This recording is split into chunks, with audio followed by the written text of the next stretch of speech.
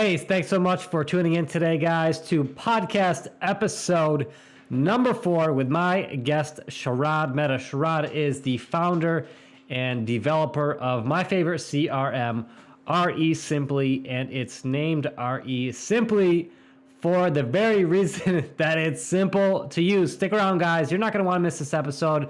Not only do we dive into the value of this awesome CRM that I absolutely love, but we're going to dig into a little bit of how Sharad got started and just discuss some of the things that we both find valuable in our lives and how to build a business that supports the vision you have for what your definition of success looks like. Stick around. Don't miss this episode. We'll be right back.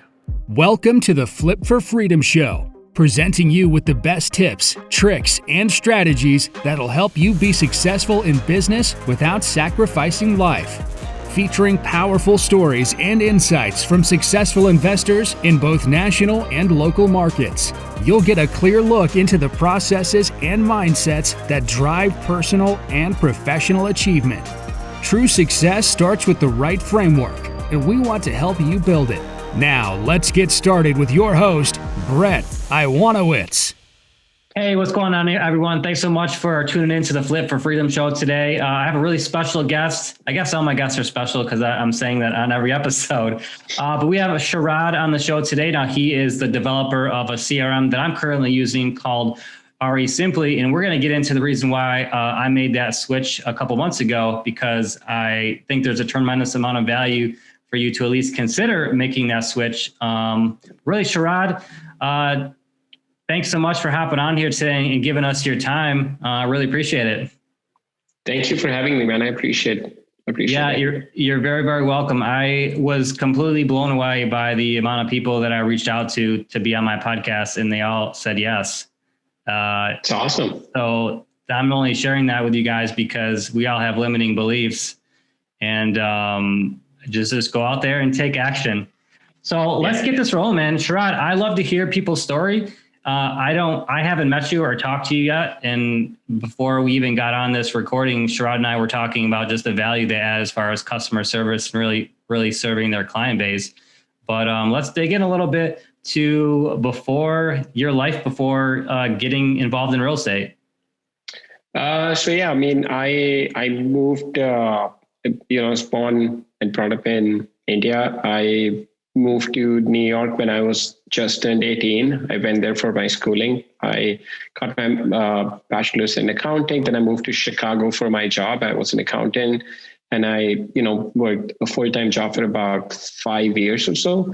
And then while I was working full-time job, I always wanted to invest something outside of like your stocks, bonds, your 401k. So I started looking at some other investment opportunities. That's when I came across real estate investing. I wanted to invest in rental properties. I feel like that's something that you can control the asset. You have 100% ownership if you're buying a single family home.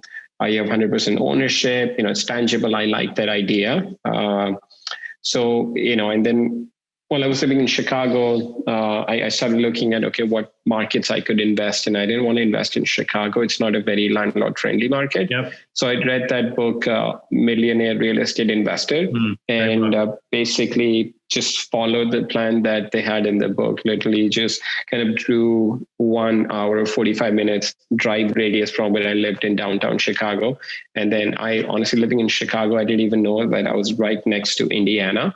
So when I drew that circle, I'm like, oh, what's that area over there, And I started digging a little bit more into Indiana market. And I'm like, oh, this is awesome. It's practically a suburb of Chicago, but happens to be in a much more landlord-friendly state.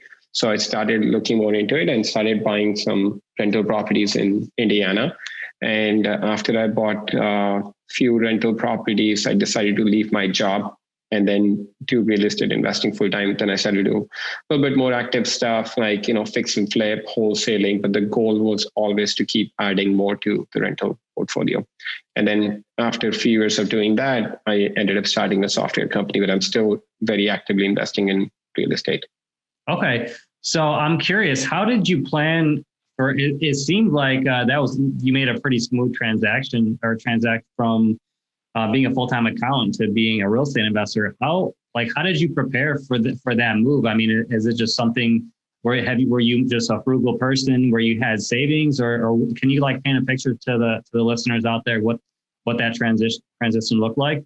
Yeah, absolutely. So my wife and I, we've always been very, like live below our means. So when my wife and I, we were both working full time, she's also an accountant. So we always lived in lower of the two incomes and saved the higher income. So after I bought, a few rental properties and I decided to leave my job, at least we didn't have any debt. So it wasn't going to affect our lifestyle in any way because, we were still had one income coming in. And the worst case scenario for me at that point was if real estate for some reason doesn't work out, I can always go and get a full-time job again. So, and I started investing in 2010. So it seemed like in a good time, the prices were really low, and then just, seemed like a good time to get into the market again. The worst case scenario was like I lose a couple of years of my life trying this and then always go back to my job. It's weird, but you gave me goosebumps. And the only reason is because if you guys are listening, you want to know the secret to becoming wealthy, like Sharad just gave you the secret, living below your means. So if you have a dual income home and you guys can live off of one income, which might be difficult depending on your situation, but I have a friend who had, I think, 2 or 3 kids. He's an investor now. He teaches storage, but he was living off of an income of about 75 grand a year with 3 kids and a wife, and he built his home, a nice home. So that's a great share. And I had a friend in high school, Sharad, that even into college, like he was very frugal, and I was like, I was like sort of bitter because I wanted to be like him, and I just never had the self-control to do it. Right.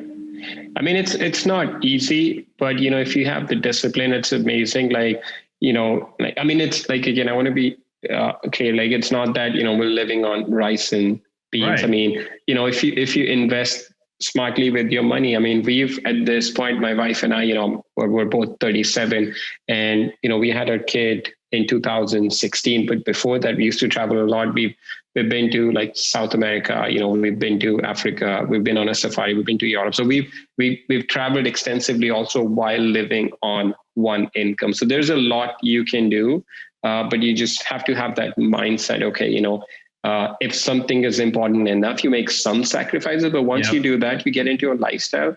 It's not that if you get like a bonus of, $10,000 that you go out and spend on something fancy. I mean, like once you know kind of what's important for you in life, like for me, like, fancy cars has never been an important thing. Like I was driving a Prius, I'm more than happy now that we have 2 kids, we drive a minivan, more than happy with that. That's never been a goal of mine to have the fanciest car, but it's always been important for my wife and I. We want to travel, so that's always been a goal. So you make some sacrifices on one part of your life, and then you make up for that on your other side. So yeah, I mean, it's worked out for us. So have you ever heard of Lifeonaire? I have heard of it, but I got into this after reading about Dave Ramsey. Okay. Like Dave Ramsey was a huge influence. Very cool. I mean, he preaches to a little bit different, clientele, I would say. But I mean, if you look past kind of this, how preaches, but he has some really, really great messaging. So I read his book, The Total Money Makeover. And that's kind of where I got the idea that, it is possible to live without any debt. And that was a huge influence on my investing also. So I own about 50 properties, and 95% of those are paid for free and clear. So that was like Dave Ramsey was a huge influence on kind of my personal life and also in my investing life.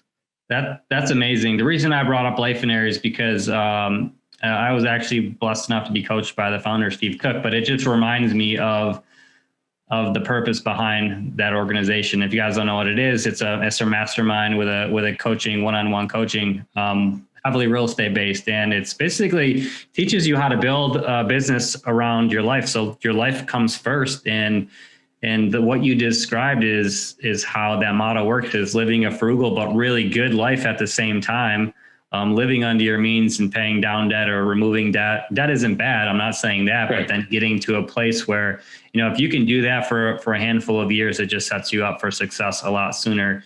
And the idea is doing more by doing less. you get to a point where you can actually accomplish more by spending less time working, which is very odd to some people. But I think you would understand what I'm talking about there. Right. No, absolutely, man. Again, like everybody's life situation is different, but again, once you prioritize what's important for you and then just kind of focus on that, then, you realize like some of the things that, I mean, now that I live in Canada now, it's different, like, moving away from US, like, it's a very like aggressive culture in the sense of like work. Hey, let's go after the next goal. It seems like Canada is a little bit more laid back. And also the fact that I've been home last, 6 months or so, I've been reading a lot of books, I've been reading a lot of spiritual books, philosophy books. So kind of just my mindset has been about, the materialistic things in life don't matter as much as like people, spend their time chasing those things. So. For sure. It's definitely a battle when, I have to shut my social media off at times, and I like stop watching people's stories because you just see people doing. And sometimes it's just so overbearing. It's like, Am I doing enough? Should I be doing more? Exactly. If whatever I'm doing now, is it the right thing? Should I be doing something else? No, absolutely, man. I mean, at that point, like you're comparing on social media, you're comparing somebody's best life moments.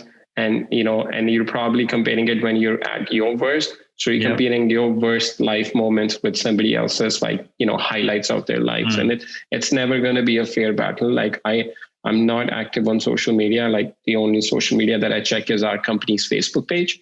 And even that I log on like now once every 3-4 days, just, when my team tells me I need to respond to some message, because like looking at somebody else's social media page, it's not going to add any value, any positive value to my life in any way. Like it doesn't help me, when somebody posts a picture of a fancy vacation they're taking, it's good for them, happy for them, but it's not adding any value to my life, or, what they had for breakfast, or, what fancy restaurant they went to. Yeah, I agree. And it's definitely something that, I don't want to take this off tangent a little bit, but there was that show on Netflix, The Social Dilemma. I haven't gotten into it yet, but I don't know if you've heard of it, but at some point I'm going to watch it. But it just talks about how social media impacts all of our lives on like I think it's like pretty on a micro base.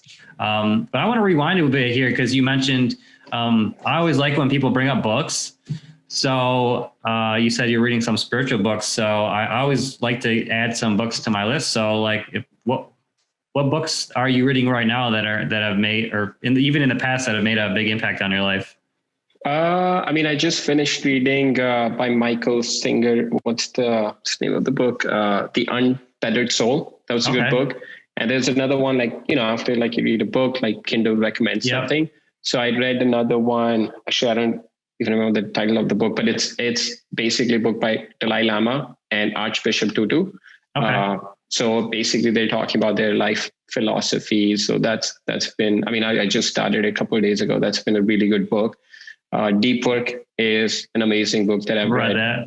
This is the book that I keep going back to. Yes. I'm reading this with my entire company right now. The One Thing. So these are some of the big, books like Think and Grow Rich. Beginning, it was a huge influence in terms of like getting me in that mindset. Yeah. Now that I've gotten to a certain point in my life, I don't want to be in that mindset about thinking about like, the wealth or money, because it's, there are other important things in life. Like, for example, the One Thing talks about, which put things in perspective, is, you can never make up for time lost in your life. Like, if you're busy right now, when you have young kids, you're busy working, 80, 90 hours a week. And then you say, okay, when I'm going to, in like few years, I'm going to make it big. And then I'm going to make up for that time. I mean, going to like a 5-year-old's, birthday party is never going to be the same experience as going to a teenager's birthday party. So, I want to make sure I'm present in that moment, with my kids, with my family, and then not have these business goals to take over the world that's going to, take me away from the things that are going to matter for me at the end of, at the end of my, I mean, I want to do big things, but again, I want to do it at, in a stage where I feel comfortable managing my workload and then also managing my priorities in life. Dude, you are awesome, man. I absolutely love to hear you say that, because there's so many people who miss out on the many opportunities that life has to offer just by focusing specifically on a balance sheet and their business goals. And again, going back to life now, the whole idea of that concept is your life is the most important thing. Right. And just talking about purchasing some land, and it's like, well, I never considered it, or it wasn't part of my budget, but what does it cater to my lifestyle? Is it going to make me happy? Right. So that money that I might invest in that land is money that I could put back in my business, and it could potentially make me more money, but it's not going to give me happiness, which that piece of land could, to go there with my friends, to go there with my family and enjoy it. So it's a balance of, and like Steve Cook told me, he's like, you can always make more money, Brett, but you can't get back time. Yeah, exactly. I mean, you're never gonna, at the end of your life, I don't think anybody's ever gonna regret and say, man, I wish I'd done one more deal. I don't think anybody's ever going to be at that stage. So, again, like some people have, if everybody kind of thought the way I think, then we won't have some of the amazing things we have in life, like we won't have the Amazons, or, we won't have the Apples of the world. Like you need people who just kind of dedicate their life. But it's, but then you have to you have to kind of see what fits your lifestyle also. And for me, I'm more than happy, like having like a great, awesome business that I love doing day in, day out. But at the same time, I want to make sure I'm present, for the moments that matter in my life. Yeah. Kudos to you, man. I'm happy for you. It sounds like you have an amazing life. And I really hope that the people that listen to this take some advice and start incorporating it into their lives and just start living for now instead of, or potentially being successful in the future. It may or may never happen. And then when you get there, if you just consider what that would look like. But let's move into. Yeah, we've gone off tangent quite a bit. No, but I don't mind. I'll talk about this all day long. So Sharad, am I saying your name right? I want to make sure I'm saying it right. You are, man. I've been called so many worse things in life that nobody can ever call me anything that's going to. All right. No, you're saying it totally fine. Yeah. So the real reason he's on the show is because he developed a CRM. And I want to be honest with you, like I randomly stumbled. If it wasn't for Ryan Dawsey, I probably wouldn't have come across your CRM. And I didn't even find it. My operations manager stumbled across it because he has, I was following Ryan, but not as much as I am now. And he's like, we got to, this CRM is great. Ryan uses it, blah, blah, blah. And I'm like, nah, like I had Podio. I spent thousands of dollars for trying to get someone to build out a Podio, and I don't have an engineer's mindset. So it was really difficult for me to go from start to finish of what all my flows need to look like. You have a marketing, acquisition, lead out, managing your leads and disposition, all these different flows that need to be in sync and work together. And that wasn't working for me. And I'm like, this is just too much. And then I looked into, was it Beast Mode? Right. That's someone who built out a CRM on Podio. And I looked into that. Not only was it expensive, but it just had there's just so much stuff on there. There's way too much stuff that most people are probably never going to use in it. And it was super overwhelming. So the platform that I decided to move into was REI Black Book. I think I'm saying that right, or REI Black Book. And nothing against that company. It's sort of worked, but there were so many inefficiencies within that platform, and it just started to get really frustrated. And the problem I was having with that I just wasn't seeing the ability to scale my business within that platform, because there were so many little things that took too much time to do, and they were manual, that there was bound to be mistakes at some point in the future. And that's when we stumbled across your CRM. And I'm happy to say that, and I'm not just saying that I love it because it's so freaking simple. It's like, that's so why the name simple. I love it. The name ReSimpli. It was by design. We called it ReSimpli because we wanted to make something super simple to use. Yeah, so let's get into that. And one of the other things that I want to touch on that I definitely want to talk about is because, you know, getting into real estate is one thing, but understanding how to operate a successful business is a totally separate topic. So Sharad actually built a KPI dashboard, a key performance index dashboard. And if you don't know what that is, that just allows you to manage your finances, your cost per lead, you know, cost per deal, all those different types of things. Like, I had no idea how to build that. I did get a KPI dashboard for someone in my mastermind, and then we built it out to function with our business, but it was just too much. And there was so many parts going on with that. And it just really helps you with your budgeting to make sure where your money is going, it's working for you. So having that as part of that CRM to me was like, this is on, I don't know if it's a whole nother level, but it just made me make that transition so much faster that it was already built in there. Right. So yeah, man. No, absolutely, man. I mean, to be honest, it started out like what you see now. It started out from a personal need. So in 2015, I moved from Chicago to San Diego. But I still had a very active, I still do have a very active real estate investing business. So when I moved out to San Diego, I started looking at I never thought about it. I never used a CRM in my business. I just felt like I was there and, I was like running a very inefficient business. But once I moved away from like where I was in my, my physical business was based, I kind of started looking at, okay, I need to have some systems in place. I wish I thought about it a long time ago. My business would have been in a much better place, my investing business. But then I started looking at, okay, I would need a CRM. I would need an accounting software. I would need this. I would need all these different pieces. And even then, like they don't speak with each other. I think that's the part, like kind of what you were mentioning about KPI. It's like if you're using a CRM and if you're using QuickBooks, they don't speak with each other. They don't, like you will never be able to get the amount of data that you really need in your business. So that was kind of the motivation behind it. And I figured, okay, let's start building something that I could use in my business. And it was never like initially with the idea of, okay, we'll start selling it. It was just, hey, let's start like creating something like that. I know at least if nothing else, I will need in my business. It's going to add a lot of value. And then, initially started out because most of our projects that we do, we do very minimal wholesaling. Everything we do is fix and flip, either as a turnkey property or, as a retail flip.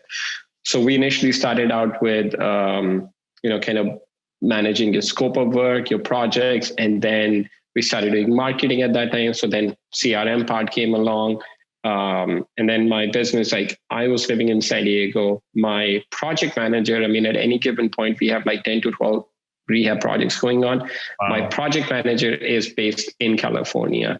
She's only been to Indiana about 2 or 3 times now, and she manages everything from California. So we needed a system that we could use where like everybody on my team, from my project manager to my lead manager, acquisition manager, my bookkeeper, everybody could be on the same system and then have all the data in real time. So that's kind of how ReSimpli, started. And then, as we started adding more users, like, mid last year, that's where we started getting a lot of feedback. Hey, it would be great if we did this. And then at this point, we have very aggressive goals, like next 4-6 months kind of stuff that we're working on. Our goal is to like create something where you log in and everything you need for your business is there, like everything that you can imagine, from your email, your calling. You can already do calling, texting, but like even you don't even need to log into Gmail, like your inbox will be right in ReSimpli. So that's the kind of, like we just made it live for my account. So I'm going to start testing it. Like you log in, your email is already synced in. So anytime you get an email from a lead, it already shows up in the lead activity. So that's the kind of integration we're doing. And there's like lots and lots of cool things that like we released list stacking last week. Now the cool thing will be like, as all of those things start speaking with each other, like the integration starts coming in, it's the amount of data, the amount of information you'll be able to have for your business will be unbelievable. So that's the exciting part. I want to talk about the list stacking, but I know you did a video training on that. So I'll have to dive into that first. Because we do some list stacking in PropStream. We pull our data direct from sources, and we'll pull it into PropStream, and then that's how we build our niche list, which I think that's what Ryan does too. So I'm interested to see what that looks like. Is that going to be? Are you going to have like a driving for dollars feature in there too, or what's? I mean, you want to talk a little? I like the idea of list stacking. I mean, can you give us like a brief overview of the value there? Yes, absolutely. Like list stacking would be, let's say if you buy your list from PropStream, List Source, or any other different list provider that you have, and then you have a driving for dollar list. So like if you mailed to somebody that was on your absentee list, for example, and then they happen to be on your driving for dollar, you don't want to mail them a week later just because you came across that property address. So that's where list stacking comes in. Like it basically manages all your list, and it tells you, okay, this property address that you have, it's already on your 4 different lists. And then you've already mailed them, a week ago. So you don't need to mail them again. So we already have driving app or driving feature live within ReSimpli for iOS. Android is coming along in a few weeks or months. But for iOS, you can already do driving feature, and then within next week or so, it'll be integrated with your list stacking. So any address that you add in while driving will automatically get added to your list stacking list. So those that's where all these different parts are coming together. That's where a lot of the value add will start coming in. That's awesome. And one of the things that I'll mention is I am not a process person. I'm not a data person. That stuff overwhelms me. So the reason why that's valuable, you guys, is because if you're pulling multiple data sources, basically you're compiling them in one place, and it's removing those duplicates, which is saving you time and money from having to manually do all that work. So it's incredibly valuable to make sure that you're optimizing whatever your budget is for however you're reaching out to your prospects. One of the things I wanted to mention, Sharad, is, and we talked about it briefly before hopping on this call, but what I love about his company is that they have a private Facebook group, and it allows someone like myself to come on that group and get feedback or work through any bugs within the software. And they actually listen to what people want and need, and then they're going back in and developing that for their customers, which I absolutely love. And Sharad's active on there. Other people are active on there. So it's really cool to be part of something exciting that's growing and getting better and better. And you have a voice. Basically, I have a voice to offer or suggest something, and then they'll listen to what we have to say. So I really do appreciate you guys opening that up to everyone to have the opportunity to help with that. Absolutely, man. No, I mean, at this point, most of the things we're rolling out is based purely on the feedback that we're getting. I mean, for example, when you log in now, you see that assign to buyer column that was never there in the initial version that we released, because I've never assigned a deal in my life. I've bought from other investors that have assigned to me, but I've never assigned. So that column was never there when we initially released. But as we started getting feedback, hey, can you add a column for assigned to buyer? Because, a lot of us assign deals. So that's when we added that column.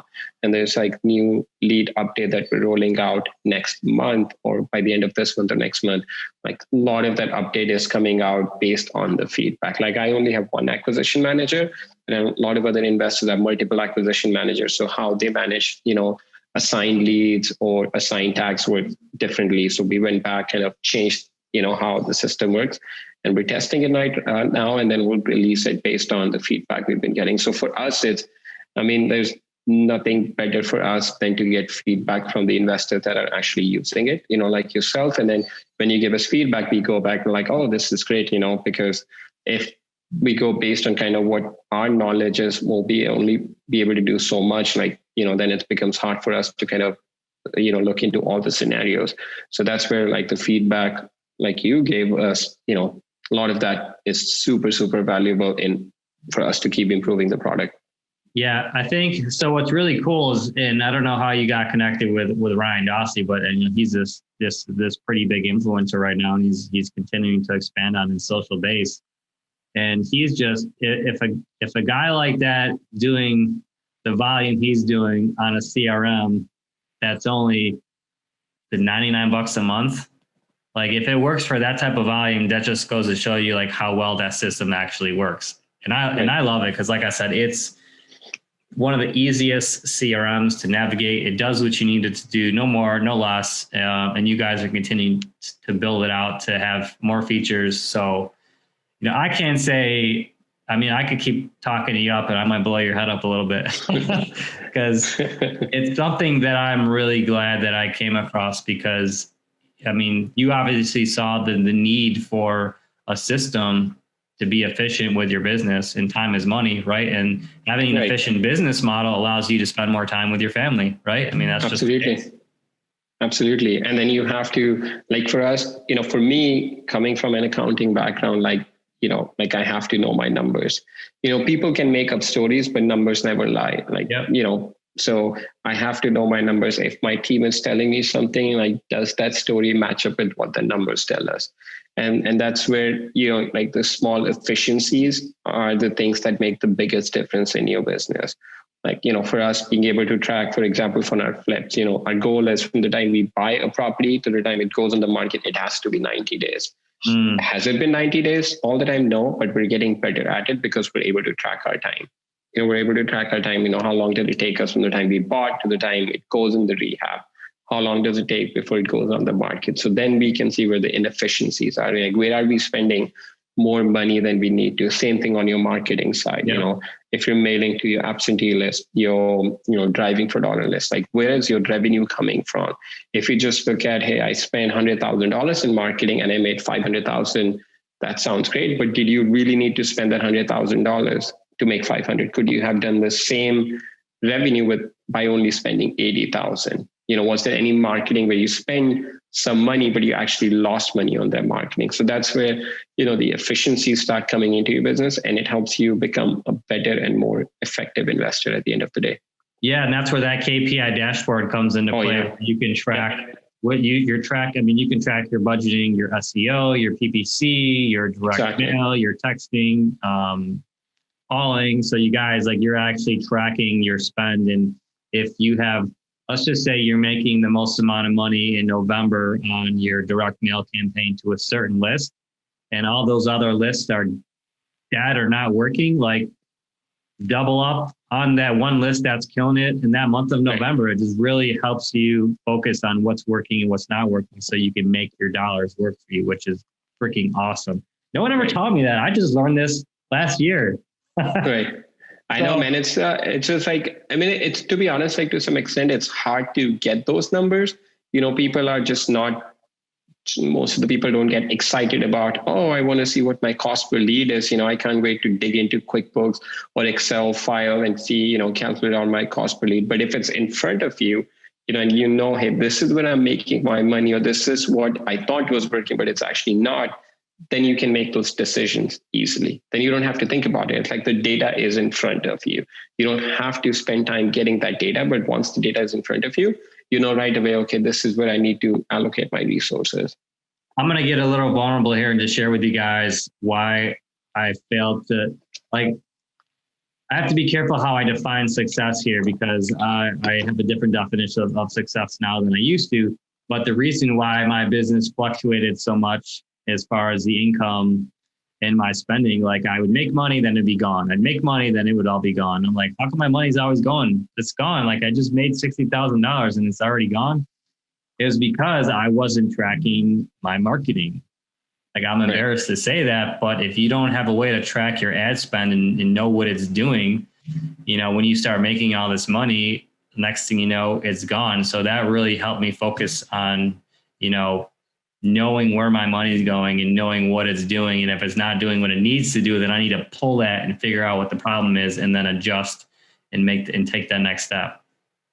Yeah, man, absolutely. Typically for most investors, the marketing would be the biggest, dollar spent on their expense side. So, that's where you can make the biggest difference in your business is by, being more efficient with your marketing. So let's talk about, all right, I'm a prospect. I'm looking for a CRM. Why would I consider using your program over the more than a handful of other CRMs that are out on the market right now? I mean, like, first of all, like, everything we're developing is being developed by, real estate investors. So everything you see is being used by me, my team on a day-to-day basis. So we're not necessarily like a tech company. We're more a real estate investment company that's developing software and solving needs for other investors. And the second thing is our true end goal, our vision with this thing is to be one-stop shop for real estate investors. Like, you log in, everything that you can imagine in your business, it's there. Like, from the time you pull your list to the time you file your taxes and everything in between. That's our goal. So we have a lot of pieces that we're working on, and they're going to start coming together over the next few months. And I mean, I'm excited about some of the things that we're working on with our email integration, a couple of other things, and then just like it'll be amazing. Like, we'll have property management software rolled out next year. Like, you log in, you have properties that you're managing, like everything. You don't need building, you don't need any other software. Like, and then the amount of what was that? I use Buildium right now, so that I'm intrigued. Yeah, and then the way we're building this is, like, again, the amount of data you'll be able to get, you cannot get with other softwares. I think that's where a lot of value comes in, is in the data piece. You won't have to do anything. You log in, and all the data that you need, whether it's your rental property, your rehab project, or your lead, the amount of data that we'll be able to give you will help you make more net profit at the end of the day. So it sounds like there's going to be one of the things that I wanted to bring up and ask about, is there going to be like a rehab component in there? It sounded like there might be. You can create scope of works already in the system right now. You can. Oh, I didn't even know that. Yeah, you can. Once you move something to inventory, then you can create scope of work within the system, and it has practically everything that you can imagine doing with a house, from, gutting it down to the studs to drywall, finish, paint. Everything is already built in. We'll be adding like what do you call, like a SKU list, so you can upload your SKU list also and send it straight to like Home Depot, Lowe's, Menards. So that's going to be coming next year. But you can at least, like, the scope of work, you can already use that in the system. Well, that's awesome. I'm going to have to check that out. So what would be some of your personal favorite features within, because I could share mine, but I like to, what do you find the most valuable in that software?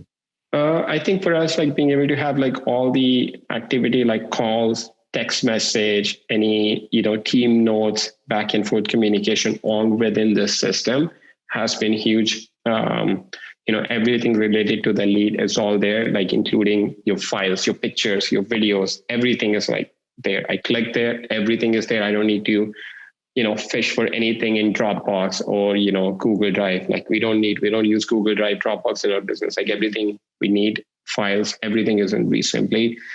That, and also like the task management, as like you move lead from one stage to another, like the tasks are automatically allocated. And then we have some updates coming to that. So you'll start getting text and email reminders with that. And then like the scope of work, that's been huge for us. Again, my project manager being in California, managing all the projects in Indiana.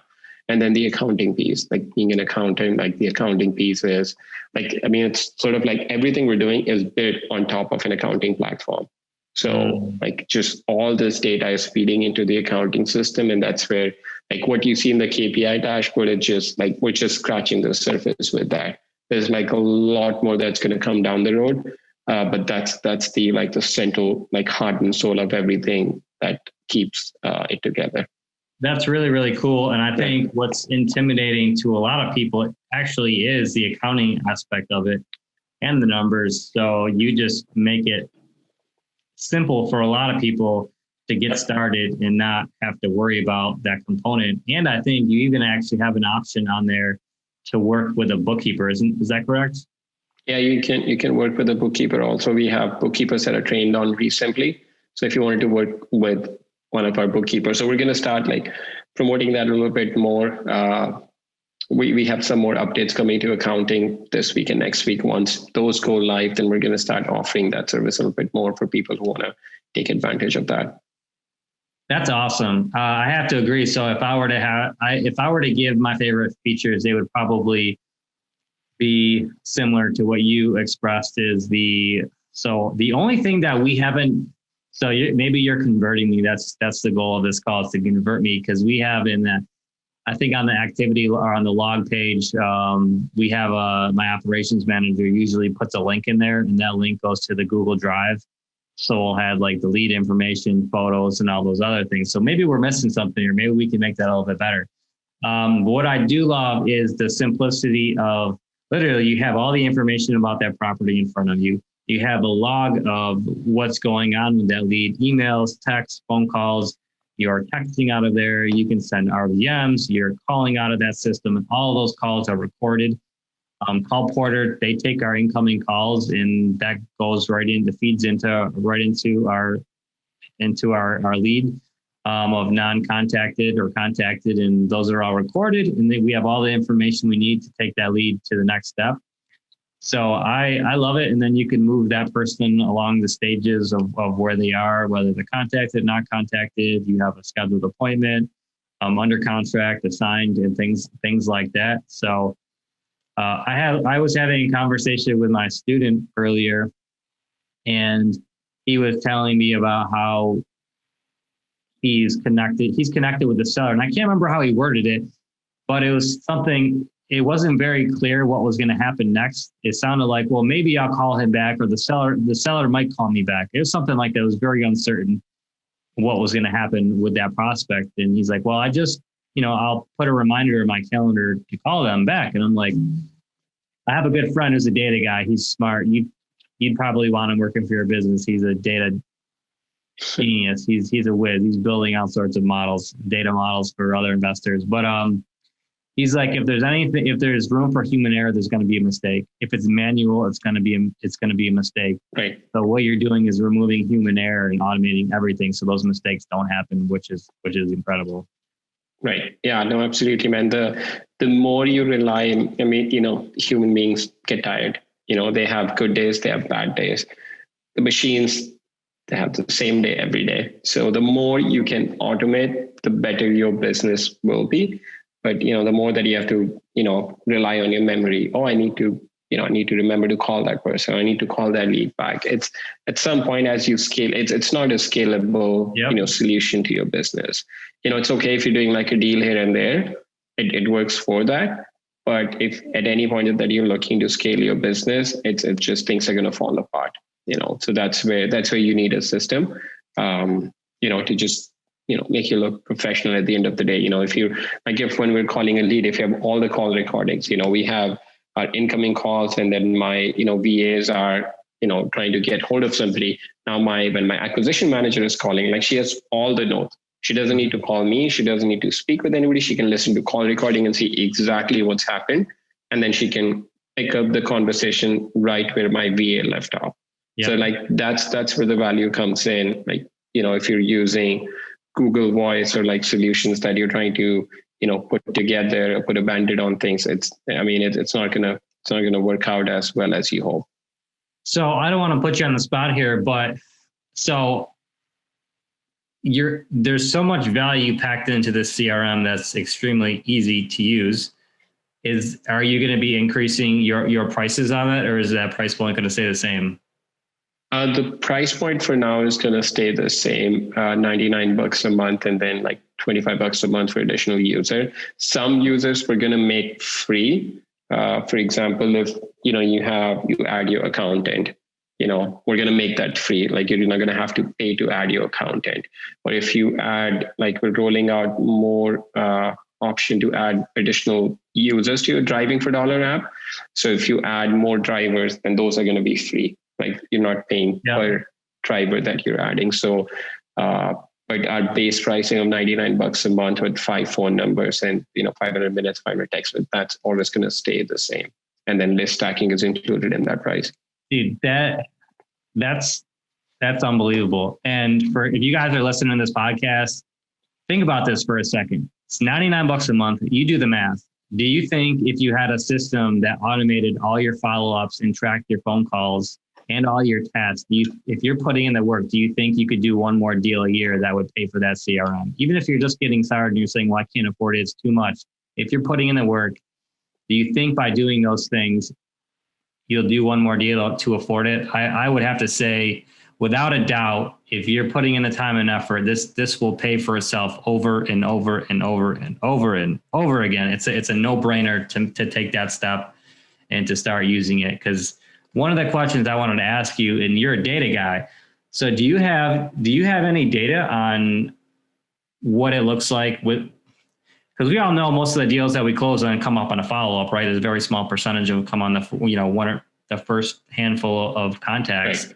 Do you actually have data on what that looks like on your follow-up system, how that's allowed you to close more closable deals? Yeah, man, for sure. I mean, I would say 75 to 80% of the deals that we close come on easily on the follow-ups. Like some of the deals, especially this year, that we've closed, and like one we closed in June or July of this year, the lead came into our pipeline in September 2018 from like Google My Business page. And all we did was, we just kept calling and texting that person every other month. That's all we did. Just follow up. And those simple things, the text message was, automated through our system, but then just the calls, just calling that, hey, just wanted to see if you're still interested. So 1 month they would get a text message. Next month they would get a call from us. That's it. We weren't like overly aggressive, but then finally the person broke down. Initially wanted to sell the property for $40,000. But on the follow-ups, like he got to the point where we were just sick and tired of it. We ended up buying it, a 6-unit building. We bought it for $5,000, close to university. Yeah. Initially we were willing to pay $40,000, but he didn't want to sell. We bought it for $5,000. We put about 15 into it, and we sold it for $100,000 last month. Yeah. And that came from follow, just strictly from follow. Yeah. So we didn't this wasn't even anybody we sent a postcard to. He came through our Google My Business page. Yep. Once he was in the pipeline, like we knew exactly, we use different phone numbers for different marketing. That's another important thing is sometimes you don't realize what marketing is working. So that's why like it's important to use different phone numbers. Like we knew it came from Google My Business. All we just kept following up, simple follow-ups, and that's it. And then just the amount of value there is in follow, whether you automate it or you do it manually, it's very, very, very, very, very important. Getting the lead is the easy part, but converting it is the hard part. And then yes, there have been deals where people just call us and say, hey, I'm ready to sell my house. Here's the offer. Like you will always get some of those, but big majority of those are going to be where, they'll come in and you're going to have to warm up that lead. You're going to have to convert it from cold to a hot lead, and that, when they're ready to sign the agreement. So, and that can only happen where you just keep following up, staying on their radar. Guys, 75 to 80% on the follow-up. If there's one thing to take from this podcast today is keep that in mind. I had a hard time in the past wondering, because we get these sellers that are like, I would sell it for this price. And then, I'm like a big John Martinez guy. So I'm actually taking his training right now. He'll be on the podcast at the end of this month, which I'm pumped about.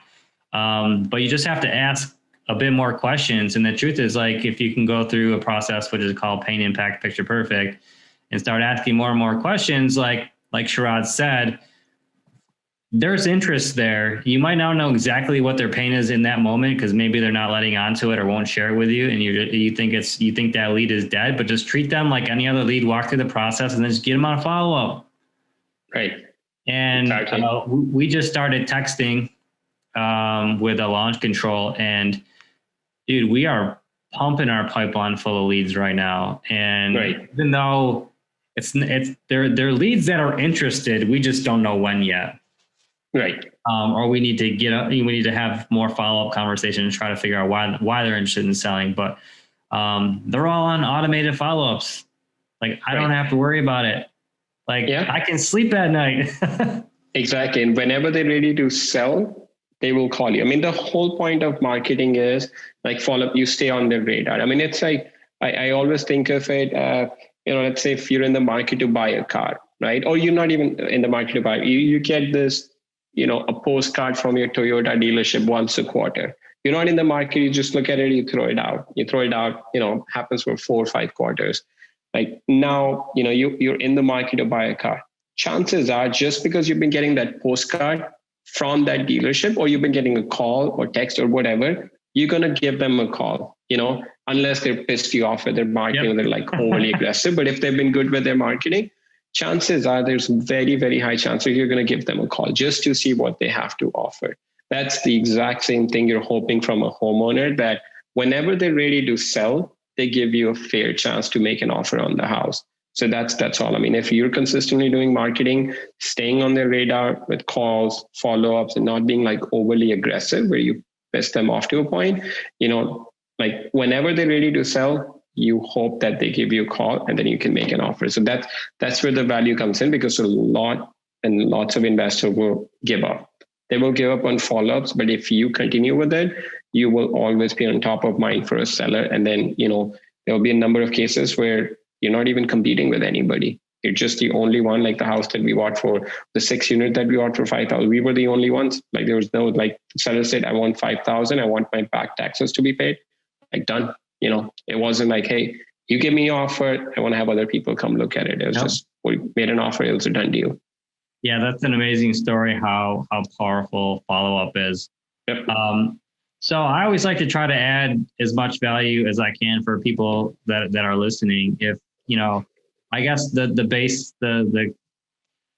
people I'm trying to reach are I want to encourage people to get started, or maybe it's someone who's just getting started or is looking to kind of start scaling their business. Like, what would be some practical advice that you could give someone maybe just getting started in real estate? I would say, like, first, understand your market really well, and then have your own vision for what you want to do. I mean, it's great to get inspired, but then like look at kind of what works for you. If somebody is doing like 100, 200 deals a year, is that what you really want? Or are you going to be happy with like 20, 30 deals a year? And then just focus on that, and then follow your numbers, track your numbers. That's where you'll make the biggest impact.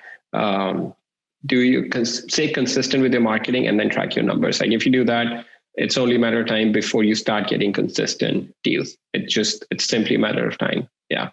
It's like people send postcard, we do direct mail for other investors. People will send postcard or letter once, and then they don't get a deal. They'll say, oh, direct mail doesn't work, or cold calling doesn't work, or texting doesn't work. Nope. I mean, it's like with anything else, you have to be consistent. Like just be consistent, like do only the marketing, spend only in marketing that you can consistently do for at least 6 months to a year.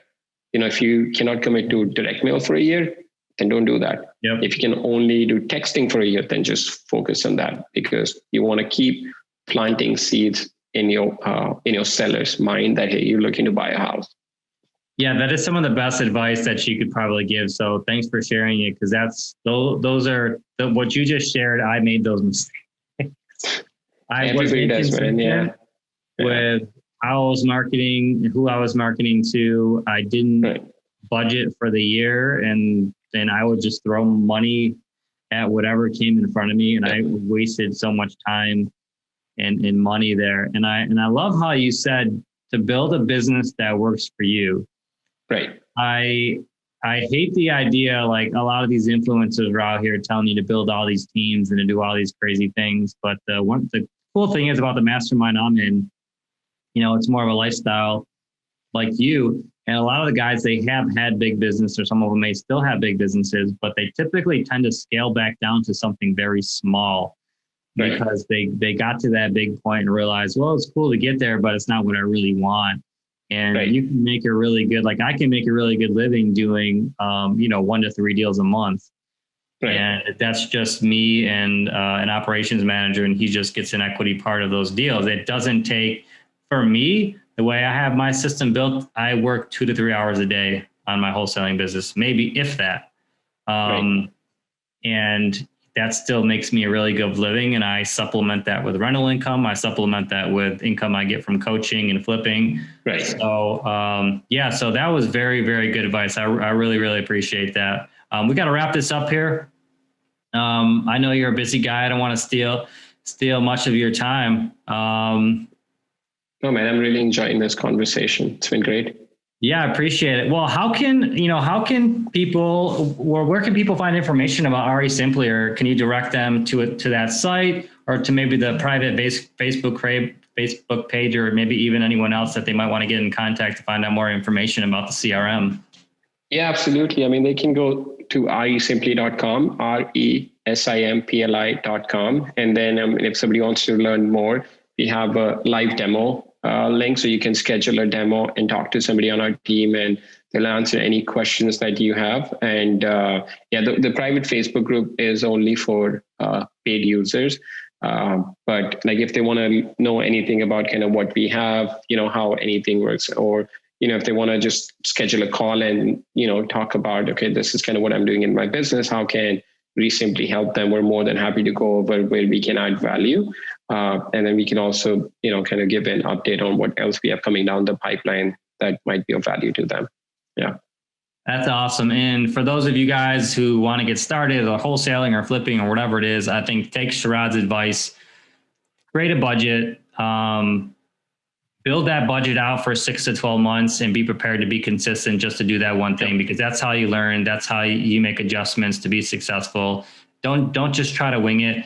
And I highly, highly suggest that part of your budget is, it doesn't have to be ReSimpli. I absolutely love it. And I hope that you guys listening to this will want to be a part of something and work with someone like Sharad, just because of the value that they even add outside of the CRM. But the value here at $99 a month, in my opinion, you can't get a better value for that price for any other CRM today. So make that part of your budget, make that move, because like I said, if you can add one more deal to your pipeline just on follow-up, you'll probably end up doing more deals and double or triple your money just by investing in that $99 a month. Absolutely, man. Yep. No, there's simple things that make the biggest difference in life. You're a wise man. Well, I should. I'm gonna have my wife listen to this interview. What you said. I'll pull the sound clips for you, and then I'll you, and then you can. Yeah, I'm gonna make it my ringtone. No, that would actually be hilarious, man. Oh God, that'd be awesome. Well, I appreciate you, man. Thanks so much for getting on the show today. At some point in the future, I know we talked about maybe getting back on at some point and maybe doing a Facebook Live demo where we can actually get on there. I'm sure you have a mock account and just walking through the value and all the. Yeah, we can totally do that. That would be super cool, man. More than happy to do that. All right, Sharad. Well, thanks so much, and I hope to talk to you soon, my friend. Thank you, man. Thank you for having me. It's great. You got it. That's all for this episode of the Flip for Freedom Show, but we have you covered with even more value.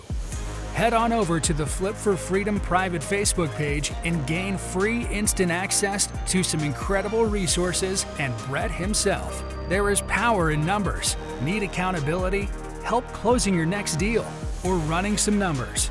We have you covered. Take advantage of this limited opportunity. Interested in learning how to find, fund, fix, and successfully flip your next home? Looking for a serious dose of accountability? Brett jumps in the trenches with you, making sure you stay on course to hit your goals. Get started today and head on over to www.flipforfreedom.life. Flip for Freedom Coaching offers holistic support wherever you are in your flipping journey. We bring the reinforcement, you get results. We'll catch you next time here on the Flip for Freedom Show.